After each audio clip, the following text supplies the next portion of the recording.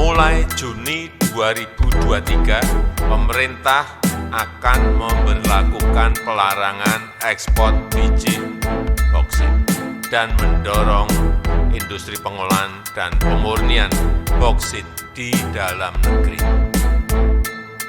Dari industrialisasi boksit di dalam negeri ini, kita perkirakan pendapatan negara akan meningkat dari 21 triliun rupiah menjadi sekitar kurang lebih 62 triliun rupiah.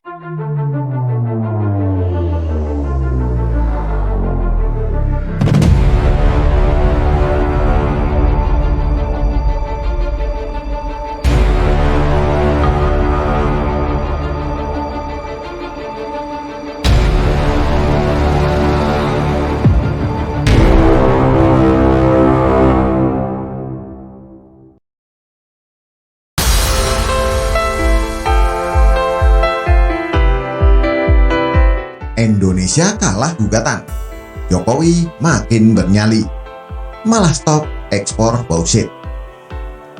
Ditulis oleh X Hardy. Jokowi memang tidak ada takut-takutnya. Setelah Jokowi memutuskan melarang ekspor nikel, negara-negara Uni Eropa kelapakan bahan mentah yang sekiranya dipakai untuk diolah jadi barang lain akhirnya di stop Indonesia.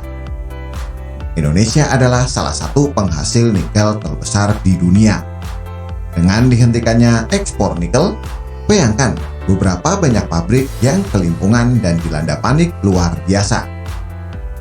Karena itulah Uni Eropa menggugat Indonesia ke WTO. Dan ternyata Indonesia kalah. Tapi Indonesia tidak mau menyerah langsung, sehingga memilih jalur banding dan menyiapkan kuasa hukum terbaik di bidangnya. Proses banding ini masih lama dan kadang butuh waktu bertahun-tahun.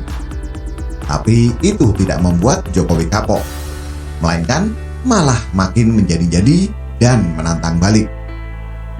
Jokowi bahkan menantang semua negara yang merasa dirugikan atas kebijakan larangan ekspor bahan mentah Republik Indonesia agar melakukan gugatan ke WTO. Jokowi menegaskan tidak akan gentar terhadap gugatan tersebut. Itu tidak akan menyurutkan langkahnya sebagai pemimpin Indonesia. Meskipun kita digugat, nggak apa-apa. Nikel digugat, ini nanti yang kita umumkan lagi ini digugat lagi, nggak apa-apa. Suruh gugati terus. Yang kedua digugat, belum rampung. Ketiga kita stop lagi, gugat lagi, nggak apa-apa. Tugas kita adalah, sekali lagi, mencari nilai tambah yang sebesar-besarnya. Dan itu bisa terlihat, sudah saya sampaikan berkali-kali, di Maluku Utara, pertumbuhan ekonomi setelah ada hilirisasi 27%.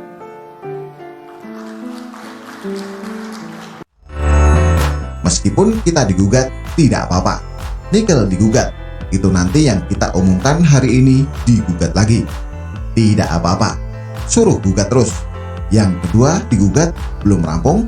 Ketiga, kita akan stop lagi. Digugat, tidak apa-apa, katanya dalam Outlook Perekonomian Indonesia 2023 di Jakarta. Malah Jokowi kemarin secara resmi mensahkan pelarangan ekspor bauksit yang akan berlaku efektif pada Juni 2023. Tujuannya semata demi menciptakan hilirisasi sehingga dapat menambah nilai tambah bagi Indonesia. Mulai Juni 2023, pemerintah akan memberlakukan pelarangan ekspor biji boksit dan mendorong industri pengolahan dan pemurnian boksit di dalam negeri. Dari industrialisasi boksit di dalam negeri ini, kita perkirakan pendapatan negara akan meningkat dari 21 triliun rupiah menjadi sekitar kurang lebih 62 triliun rupiah. Pemerintah akan terus konsisten melakukan hilirisasi di dalam negeri agar nilai tambah dinikmati di dalam negeri untuk kemajuan dan kesejahteraan rakyat. Hari ini nanti akan kita umumkan lagi satu komoditas yang kita miliki. Setelah dari sini, saya akan umumkan lagi stop ekspor. Tidak bisa kita biarkan lagi ekspor bahan baku mentah, kata Jokowi. Larangan ekspor bahan mentah memberikan keuntungan berkali lipat buat Indonesia. Jokowi menyebut nilai ekspor nikel dalam bentuk bahan baku mentah sebelumnya hanya 1,1 miliar US dollar. Tahun ini, setelah larangan ekspor diberlakukan dan nikel diolah di dalam negeri, nilai itu bisa melonjak jadi 30 miliar US dollar. Sekitar 30 kali lipat peningkatannya. Bayangkan kerugian yang terjadi saat Indonesia hanya mengekspor bahan mentah.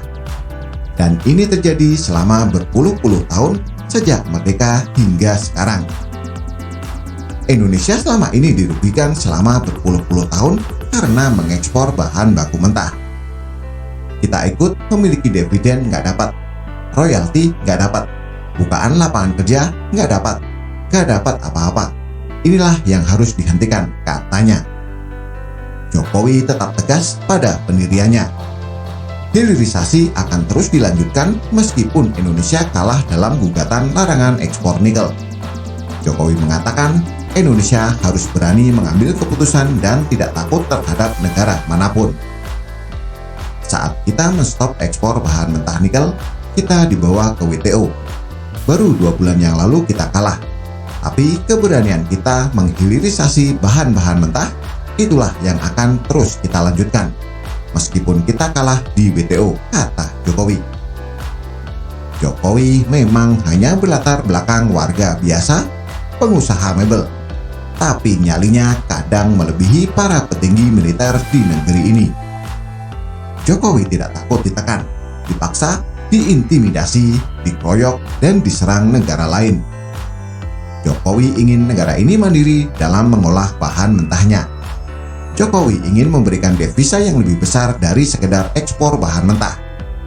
Dari sekian banyak presiden, hanya Jokowilah yang berani merebut pengelolaan migas dari asing dan nekat menghentikan ekspor bahan mentah yang berakibat banyak negara benci setengah mati. Saya sungguh salut dengan keberanian Jokowi. Keberanian seperti ini sulit didapatkan oleh pejabat manapun. Kebanyakan pejabat hanya main aman dan tidak mau ambil pusing mendapatkan tekanan dari pihak lain. Lebih baik ikut arus dan tidak direcoki. Jokowi memilih melawan arus dan dilawan dari segala arah. Kalau dari dulu pemimpin Indonesia berpikiran seperti Jokowi, mungkin sudah dari dulu negara ini makmur, sejahtera, dan maju. Apa mau dikata? Ada mantan presiden yang katanya paling diktator, memberikan kebebasan kepada asing untuk mengelola SDA kita.